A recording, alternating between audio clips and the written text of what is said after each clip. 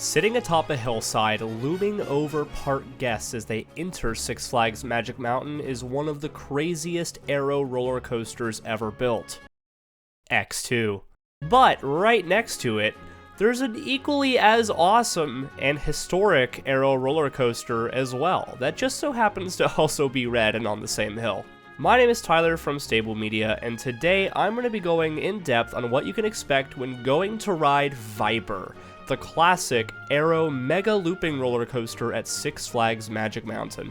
If you are interested in learning about X2, I do already have a full review on this channel. Be sure to click the card in the top corner of the screen, or check out my channel to find the X2 review. But for those of you waiting to get into Viper, without further ado, let's do it. Actually, hold on, what am I saying? Before starting this review, I do have to say, if you enjoy roller coaster content, be sure to click that subscribe button and like this video. It does help this channel a lot, and it's completely free to do. Also, leave a comment, what is your favorite element on this absolute beast of a coaster? Okay, now for real this time, let's talk about Viper. Viper opened on the 7th of April, 1990 atop the hill in the Baja Ridge area of Six Flags Magic Mountain. This is one of Aero's mega looper models, very similar to the former Shockwave at Six Flags Great America, and Great American Scream Machine at Six Flags Great Adventure. Viper would actually be the tallest of these roller coasters, standing at a height of over 188 feet, which is absolutely crazy. Guys, this is almost a hyper.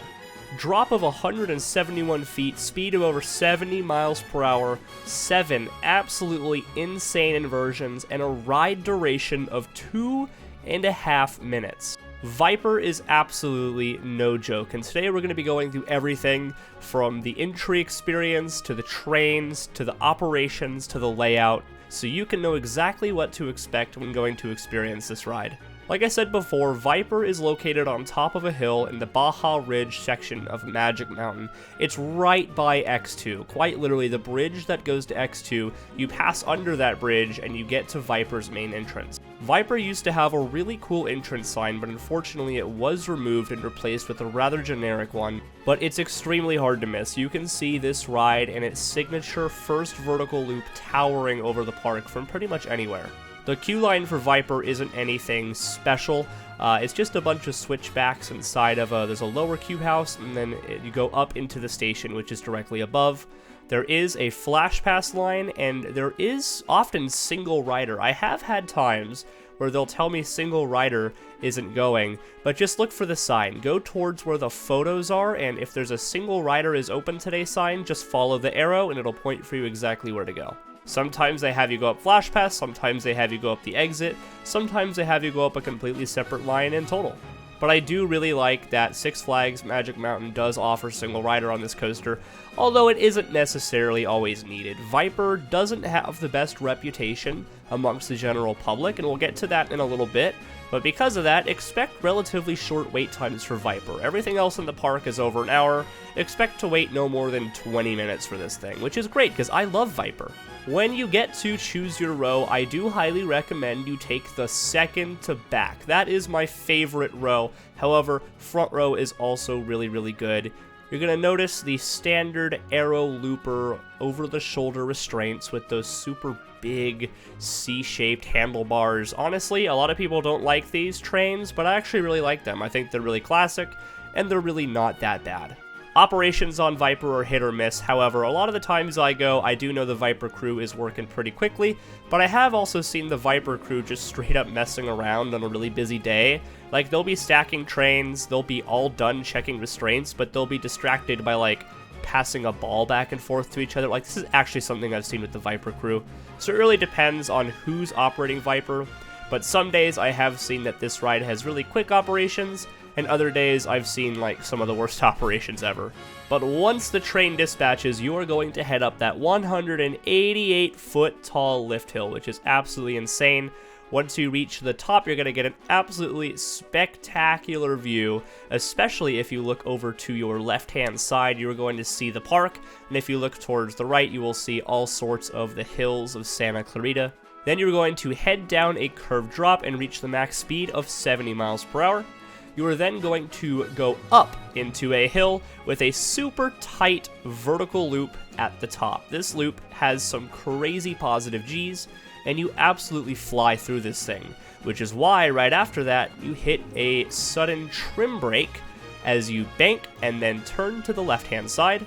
After a 180-degree left-hand turn, you are going to hit 2 back-to-back spine-crushing vertical loops. You need to brace yourself for this element because it is so unbelievably intense, but I love it. If you're in the front of the train, you're going to get a crazy pop of ejector airtime as you lift up out of your seat into the mid-course brake run, and this thing is going to slam you to a near stop, if not a complete stop. It really just depends on when you ride Viper. You're then going to crawl down a shallow descent into a bat wing element, which is basically just a dive loop followed by a sidewinder, but I absolutely love this element. I definitely prefer the Batwing over the traditional Cobra roll that you find in a lot of B&Ms like Scream. After the Batwing, you're going to have kind of a sharp transition that could cause a little bit of headbanging as you hit another trim brake heading into the double corkscrew. This is one of the most iconic elements ever. The park uses it in so much advertisement and photos. And honestly, this is my least favorite part of the ride. I'm not a huge fan of hang time. I do like the Batwings, it still provides some good positive G-forces, but the corkscrews are basically just hang time, and I'm not really that big of a fan of that. After the double corkscrews, you are going to kind of meander underneath the lift hill, and you're going to turn to the right and lift up into the final brakes.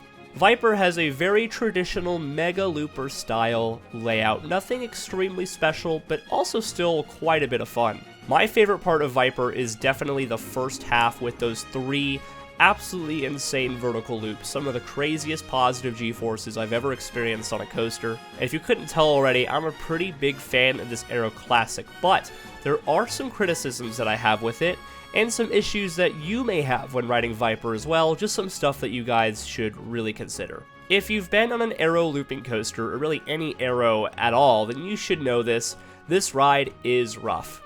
Now, that being said, out of all the Aero loopers I've done, this one really isn't that bad. I'd definitely say this is a lot smoother than, say, Corkscrew at Cedar Point. Viper actually tracks pretty smooth, but there's just some of those old Aero janky transitions that are a little bit rough, but just something that you should expect when riding an Aero coaster. The restraints also aren't super well padded, but honestly, it's not really that big of a deal to me. However, when I was younger, I definitely found this ride to be a lot worse. If you're a little bit smaller, if you're on the shorter side, your ears may be pinballed against the harness, so that is definitely something to consider. But because I am a bit taller and my head sticks above the restraint, it really doesn't bother me all that much, but I do know a lot of my shorter friends absolutely hate Viper. Do not expect a buttery, smooth, awesome ride like you'll find on one of the newer rides at Magic Mountain like Full Throttle. Instead, you should expect some old Aero, janky, rough transitions, but I honestly think it adds a lot of character to the ride. There have also been a lot of rumors of Six Flags Magic Mountain considering the removal of Viper, which I really hope isn't the case, because I do really enjoy this coaster. For Viper's final score, I'm going to be giving it an 8 out of 10. It's an absolutely awesome powerhouse of a roller coaster. It's super iconic, super classic ride. It's just a little bit rough, and I can acknowledge that. Even though I do enjoy rough coasters, I can acknowledge that it's not for everybody. So that's going to do it for this one. Thank you guys so much for tuning in. If you guys enjoyed this video, again, be sure to click that subscribe button, completely free to do, and it really helps out this channel. We're super close to 500 subscribers. Also, check out the Stapled Media Instagram at Stapled Media on Instagram. That is run by the other member of Stapled Media, Jake from Stapled Media, so be sure to check that out. And I'll see you all in the next one.